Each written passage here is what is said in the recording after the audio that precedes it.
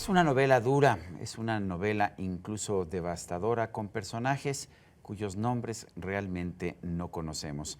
Ha ganado el premio Alfaguara de novela 2017, quizás el premio más prestigioso de las editoriales españolas. Y tenemos con nosotros hoy al autor, Ray Loriga, y a la novela también, Rendición. Ray, gracias por estar con nosotros aquí en la entrevista.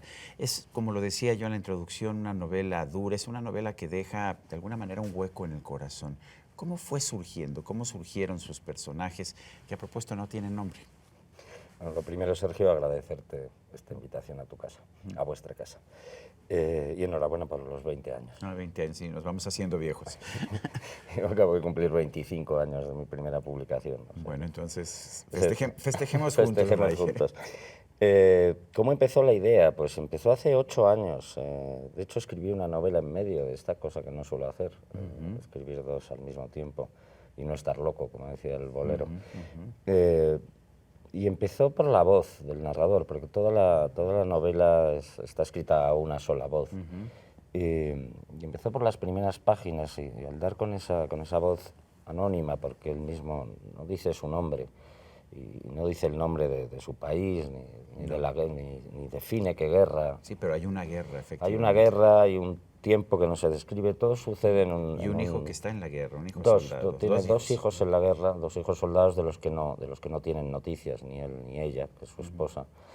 Y decidí situarlo en un limbo temporal, en un limbo geográfico, porque pensé que la historia al final le sucede a los personajes, sobre todo le sucede a un personaje que es el que nos lo relata. Y da un poco igual si fuese español o mexicano o rumano, o al menos esa era mi ambición, que el sufrimiento, la diáspora, las consecuencias terribles de las guerras, el cambio brutal de las circunstancias en la vida de las personas y cómo les afectan, es al fin y al cabo un tema universal. Hubo un tiempo en que la literatura española estaba obsesionada con la guerra civil. Esto ha pasado ya atrás, las generaciones van cambiando, tienen otras preocupaciones. ¿Tiene algo que ver esta guerra con la guerra civil? No realmente. Tiene que ver con la esencia de todas las guerras, ¿no? Al tratarse de una familia que son obligados a irse de su tierra, obligados a trasladarse a otra ciudad. Alguien le ha buscado referencias con el drama de los refugiados sirios, por ejemplo, pero, como te digo, la novela la empecé hace 8 años. O sea, la novela es más los personajes que en sí la guerra o que cualquier... Sí, lo que me interesaba era indagar en quiénes somos nosotros cuando nos giran las circunstancias, cuando nos obligan a cambiarlo todo. Todos nos vamos haciendo seguros en nuestros propios caminos, a lo poco que conseguimos, nuestra casa, nuestro refugio, el cuidado de los nuestros. Y de pronto, cuando todo esto se desbarata, ¿qué nos queda? ¿Quiénes somos? Esas son las preguntas que quería compartir con los lectores. ¿Cuánto es el narrador, el propio autor, Ray Loriga? Pues he intentado hacer un ejercicio de distanciamiento, ¿cierto? Una vez, y a lo mejor por eso me llevó tanto tiempo la novela, que no es demasiado voluminosa, pero sí me llevó mucho cuidado esa voz, porque a veces le imponía la mía. Y una vez creado el personaje con su propia voz, tuve mucho cuidado de no interferir en él, que ya sus decisiones y sus movimientos fuesen autónomos de alguna manera. Por supuesto, esto es un juego literario, porque al fin y al cabo el responsable de su voz soy yo, en última instancia, ¿no? Pero no quiere decir que sus posicionamientos vitales o las decisiones que toma o las reflexiones que puede ir haciendo por el camino me correspondan a mí, sino que intento que ya le correspondan a él.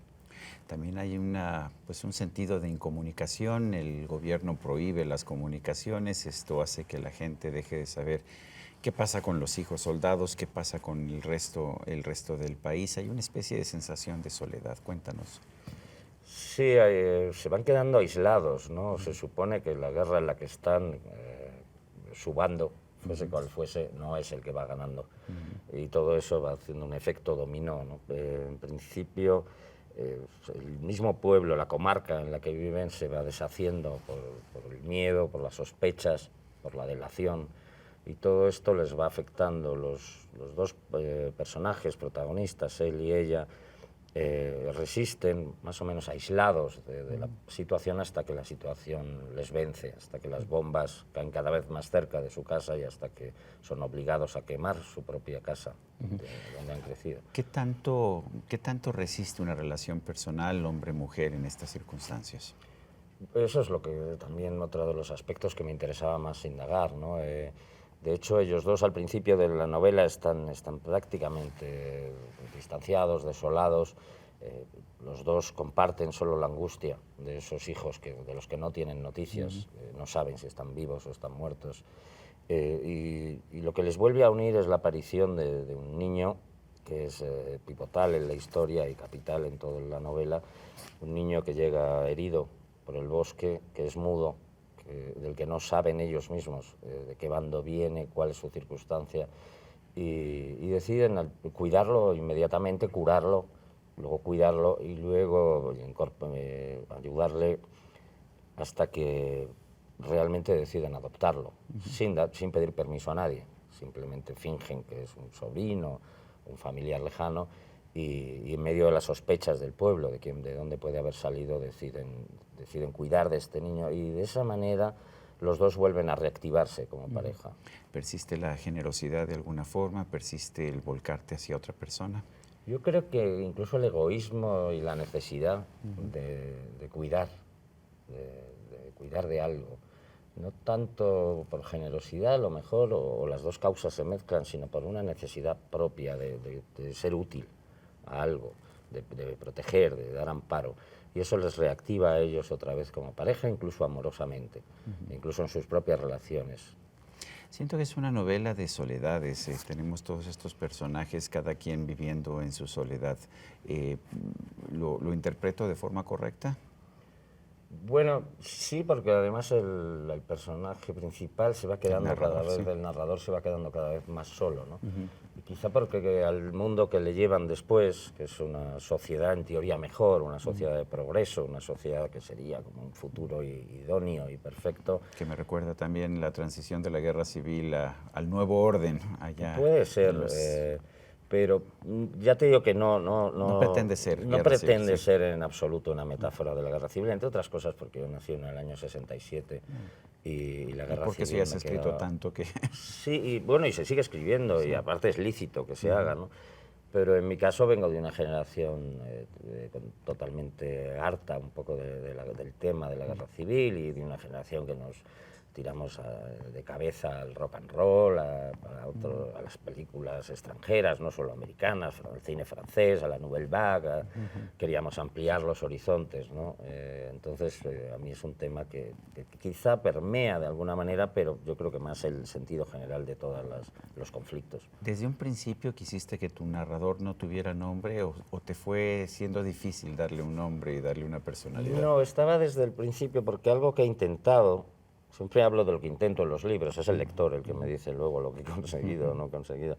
Lo que intentaba es estar en la voz de un narrador mientras él se lo cuenta a sí mismo. Él no dice su nombre porque uno no menciona su nombre normalmente cuando habla uno consigo mismo. Así es. A no ser que sea Maradona, que habla en tercera persona de sí mismo, ¿no? Pero él habla con Dios, es otra cosa. Pero él es Dios, o sea que es otra cosa. Pero él sabe quién es él sabe, ella es ella, porque él sabe quién es su mujer, él sabe de qué guerra habla, él sabe cuál es su frontera, él sabe cuál es su comarca. Pero en su diálogo interno no. Pero no necesita explicarlo. Entonces ese juego arriesgado, si quieres, pero que parece ser que ha funcionado, por lo menos para el jurado, un jurado de élite que dio este premio, y parece ser que para los lectores que están ya disfrutando del libro, el juego era ese, un poco el riesgo de invitar al lector a asistir al run de la cabeza del propio personaje, que además lo cuenta en tiempo real, no retroactivamente. Él va narrando lo que va ocurriendo. Él va reaccionando a lo que ocurre sin saber lo que va a ocurrir después. Una vez que terminas la novela, 8 años después de que la empezaste, ¿era muy distinta de lo que habías pensado en un principio? No en esencia, pero sí en detalle. El trabajo de las novelas, cada novela también es distinta y cada escritor tenemos nuestro método de trabajo, ¿no? Pero para mí es pulir mucho de los elementos más delicados que a lo mejor sí, un lector más rápido diría más o menos es la misma historia, pero para mí no lo es. Para mí el trabajo de la escritura, el trabajo fino de carpintería, maquetería, de afilar los perfiles, de la sintaxis, de las frases, es lo que disfruto más del trabajo literario y lo que me lleva más tiempo. Y en ese sentido sí, yo sí noto que todos esos años han sido útiles para la novela. Y después viene una decisión de qué haces con la novela, si la publicas o si la sometes a un concurso. ¿Cómo fue esta decisión? ¿Por qué la sometiste al concurso de Alfaguara? La verdad es que es el primer concurso al que me presentaba, quitando uno del colegio. También gané, por cierto. Bueno, he tenido suerte 2 veces. Pero bueno, llevo ya una carrera literaria larga de 25 años, siempre en editoriales de prestigio, editoriales de peso, y con Alfaguara llevo ya 10 años trabajando. Entonces, bueno, ahí tenía la duda de si publicarla sin más o arriesgarme a entrar al concurso. Al concurso, pero yo creo que por fechas, además coincidía, que otras veces no me ha coincidido, la fecha en la que se cierra el concurso, y me animé, porque es un concurso de mucho prestigio y porque a lo mejor porque he cumplido 50 años, porque era el 20 premio Anagrama, igual que vosotros.